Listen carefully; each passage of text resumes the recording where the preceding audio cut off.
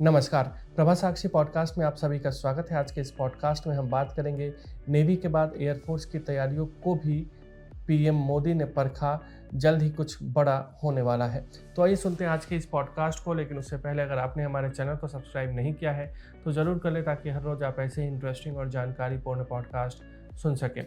पहलगाम आतंकी हमले का बदला कब लिया जाएगा, यह सवाल हर किसी के मन में कौंध रहा है।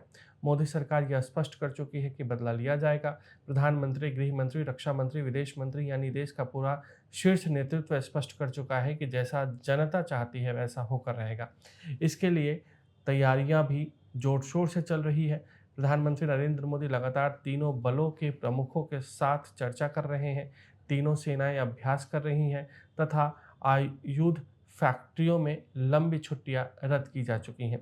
इसके अलावा कूटनीतिक और आर्थिक मोर्चों पर पाकिस्तान के खिलाफ स्ट्राइक पहले ही शुरू की जा चुकी है, जिससे उससे हवा पानी बंद हो चुका है। जहां तक प्रधानमंत्री की ताज़ा बैठकों की बात है, तो आपको बता दें कि भारतीय वायुसेना प्रमुख air chief marshal AP Singh ने रविवार को प्रधानमंत्री नरेंद्र मोदी से मुलाकात की और पहलगाम आतंकी हमले के बाद सरकार द्वारा विचार किए जा रहे सैन्य विकल्पों के संदर्भ में वायुसेना की समग्र तैयारियों की जानकारी दी।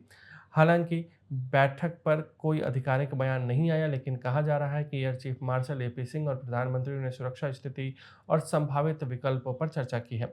हम आपको ये भी बता दें कि 7 लोक कल्याण मार्ग पर वायुसेना प्रमुख की यह बैठक उस समय हुई जब नौसेना प्रमुख एडमिरल दिनेश के त्रिपाठी ने एक दिन पहले ही प्रधानमंत्री से उत्तरी अरब सागर की स्थिति पर बातचीत की थी।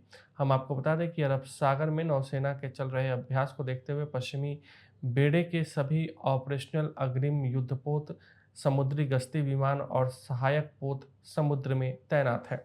वायुसेना और नौसेना प्रमुख की प्रधानमंत्री से यह बातचीत उस बैठक के बाद हुई है जो 29 अप्रैल को प्रधानमंत्री के आवास पर हुई थी, जहां मोदी ने कहा था कि सशस्त्र बलों को हमारे जवाब का तरीका, लक्ष्य और समय तय करने के लिए पूर्ण परिचालन स्वतंत्रता है।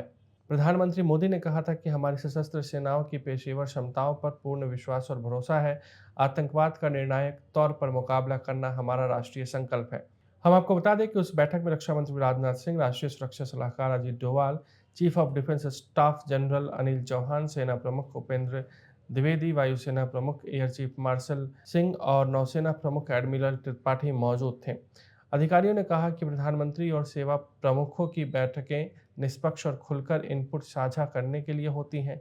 एक अधिकारी ने बताया कि ऐसी बैठकें विशिष्ट लक्ष्यों, उद्देश्यों, आपातकालीन आवश्यकताओं, विशिष्ट चुनौतियों और वास्तविक समय सीमा पर चर्चा के लिए होती है। हम आपको ये भी बता दें कि पाकिस्तान ने नियंत्रण रेखा पर अपनी सेना को हाई अलर्ट पर रखा हुआ है।